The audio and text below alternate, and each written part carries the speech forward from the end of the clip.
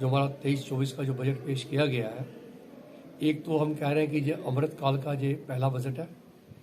ये एक ऐसा बजट है कि जिसने हमारे देश की अर्थव्यवस्था को एक बहुत बड़ी छलांग दी है और इस बजट में सभी वर्गों के लिए, सभी प्रकार के लोगों के लिए, हर ट्रेड के लिए, हर बिजनेसमैन के लिए, हर किसान के लिए, यूथ के लिए, नौजवान के लिए, हर एक के लिए इसमें हर एक के लिए प्रावधान किया गया है।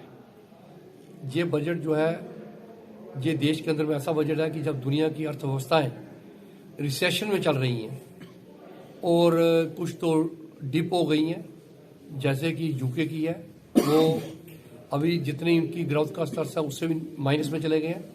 और भारत की अर्थव्यवस्था जो है, ये दुनिया के अंदर में सबसे तेजी से उभरती हुई ये अर्थव्यवस्था है।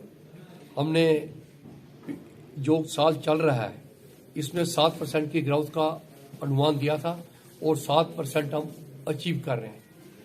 इस वर्ष में हमने ग्लोबल सब चीज़ों को देखते हुए कि ग्लोबल इन्फ्लेशन बहुत ज़्यादा है और रिसेशन का पीरियड है, क्योंकि हमारी इकॉनमी जो है ये ग्लोबल इकॉनमी से इंटीग्रेटेड है, हम इसको डीकपल नहीं कर सकते। तो इसमें इस साल में भी हमारी प्रोजेक्टेड दर जो है वो 6.7 की है, जो कि दुनिया के अंदर में सबसे ज़्यादा जो मेजर ग्लोबल इकॉनमीज़ हैं, या चाइना है, यूएस है, जापान है, यूरोपियन कंट्रीज़ है, उनमें सबसे ज़्यादा है। और यूरोप की इकॉनमी जबकि बिल्कुल टूट चुकी है और यूएस की इकॉनमी 1.5% पे ग्रो कर रही है, हमारी इकॉनमी जो है अगर ये 6.7% पे ग्रो करेगी तो ये भारतवासियों के लिए बड़ा अच्छा सुखद संदेश है। दूसरा, दुनिया में जब इन्फ्लेशन ने सारे रिकॉर्ड तोड़ दिए हैं, हमने उस इन्फ्लेशन पे काबू पाया है। आज आप दुनिया में देखेंगे इन्फ्लेशन की जो दर जो है वो एवरेज दर जो है वो 12 से लेकर 15-16% है, और जबकि हमने इसको 4 से 6% के बीच में लाके रोक दिया है। ये दोनों ही चीज़ें दर्शाती हैं, इन्फ्लेशन को हमने रोका, ग्रोथ को हमने बढ़ाया। इट मीन्स के our economic fundamentals are very strong. और सबसे बड़ी बात यह है कि 25-26 तक हम इसको 3.5% 4.5% तक ले जाएंगे, ये हमारा अनुमान है, जिससे कि हमारा देश जो है, जो एक आर्थिक प्रगति के जो पैरामीटर होते हैं, हर पैरामीटर के ऊपर में दुनिया में सबसे ऊपर उभर के आ रहा है। इसलिए IMF ने कहा, वर्ल्ड बैंक ने कहा और दुनिया के बहुत सारे नेताओं ने कहा कि भारतवर्ष दुनिया की सबसे चमकती हुई अर्थव्यवस्था के रूप में निकल रहा है और दुनिया इस तरफ देखेगी।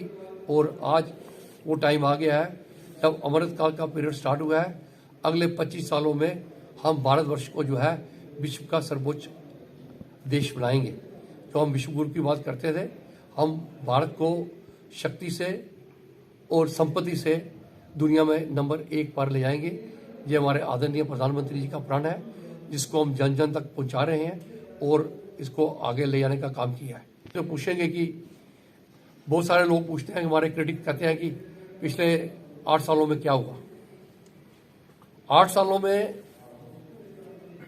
जब मोदी जी ने ये देश संभाला था, हमारी 10वीं अर्थव्यवस्था थी दुनिया के अंदर में। आज हम 5वीं अर्थव्यवस्था बन गए दुनिया की सबसे बड़ी।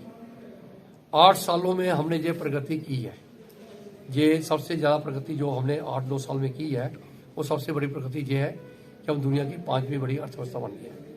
हमारी पर कैपिटा इनकम जो थी वो वही डबल हो गई है, वो 1,97,000 पर कैपिटा की है, जो कि ऑलमोस्ट आधी थी जब बीजेपी ने इस देश को संभाला था, जब आदरणीय मोदी ने देश को संभाला था। हमने इस देश के अंदर में अनेकों अनेक काम किए। बहुत सारे लोग बोलते हैं, हमारे क्रिटिक बोलते हैं कि एम्प्लॉयमेंट नहीं मिली, जबकि EPFO का डाटा, एम्प्लॉयमेंट प्रोविडेंट फंड ऑर्गेनाइजेशन जो है, वो बता रही है कि 27 करोड़ लोग जो है इसमें रजिस्टर हैं, जो कि डबल है। इसका मतलब क्या हुआ, एम्प्लॉइज प्रोविडेंट फंड के अंदर वो आदमी जाएगा जिसको जॉब मिलता है। जो प्राइवेट में जॉब कर रहा है या कि पब्लिक सेक्टर में कर रहा है तो उसको वो खाता खुलता है। तो ये 27 करोड़ हुए हैं, तो ये एक इंडिकेटर है कि हमने रोजगार के ऊपर में भी काबू पाया है। जो बेरोजगारी की जो बार बार बात करते थे, हमने 11.7 टॉयलेट्स जो हैं, तो बड़ा जो एक हमारी इंक्लूसिव ग्रोथ को दर्शाता है। हमने 9.6 करोड़ लोगों को एलपीजी के कनेक्शंस दिए।